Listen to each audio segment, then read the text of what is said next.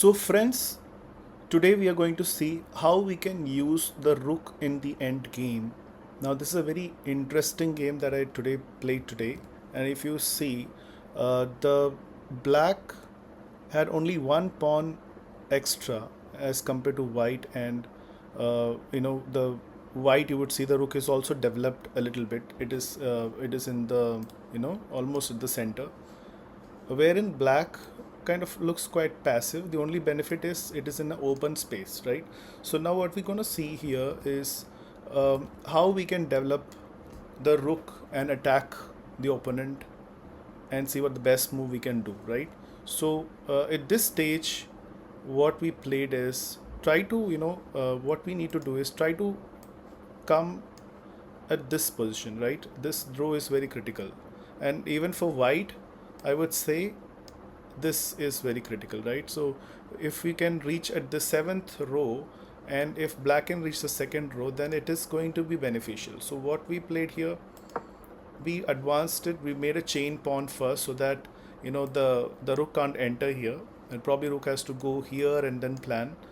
And then we and the white wanted to develop, so white pushed it.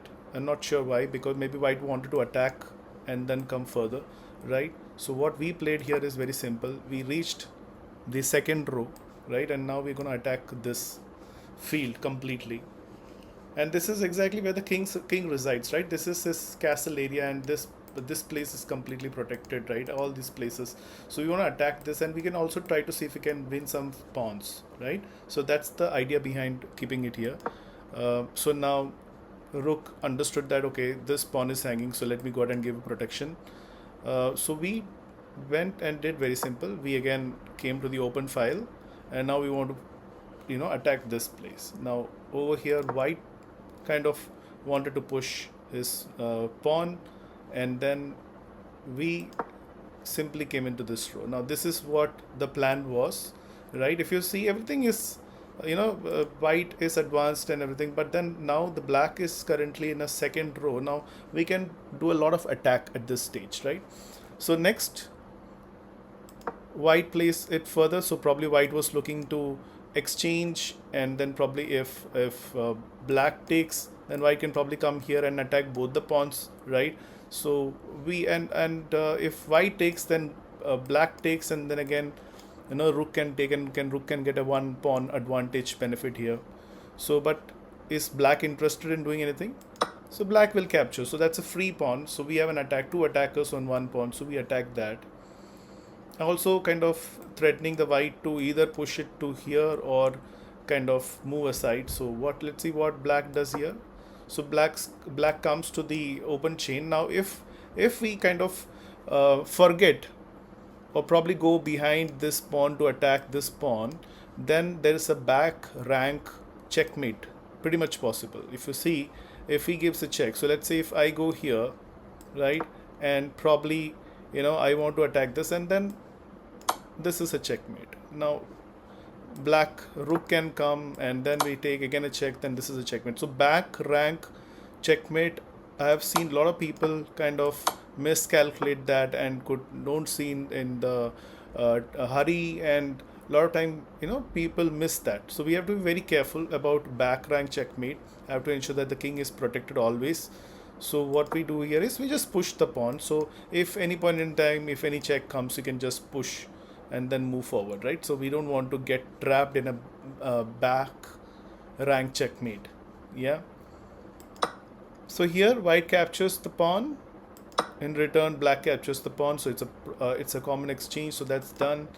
Then white pushes his pawn further, and then over here, now black starts pushing. Black can push, and black can further push ahead and move forward, right? Very simple. So now white wants to exchange the rook. White is saying that, okay, give me the rook. Okay, exchange taken. Now if he takes, then you can see that this entire file is open now. He takes. Now this is open. We push further. He comes here. We push further more. He kind of comes here. Now we kind of start pushing our b file pawn. It reaches. Now if you take a look at here, now these two pawns are supported. Now this rook can't move here and there, because if rook moves, then we can always promote the queen. But obviously, we'll first keep the rook in the b1 and then promote, right? So for here, white tries to push this. Now we kind of threatening the rook. The king comes to support the rook, and now ultimately our king is coming into the play. He is trying to block king's way. We push the pawn. Yeah. Now he understood that he doesn't have an option. So I will show you one more variance here. So let's say white takes. So white takes, then the king takes.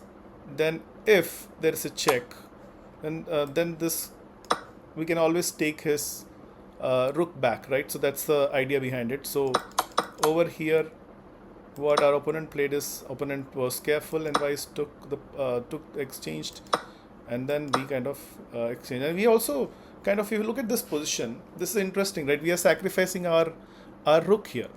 Now the reason is, if king captures the rook, we can always go back, and then kind of he cannot stop this, right? He cannot stop this. So this is the reason. So if we go back, now interestingly, he understood. We exchanged. He kind of exchanged. He didn't take. Then we come here, and here at this point, we are way ahead of the game, and the opponent resigns.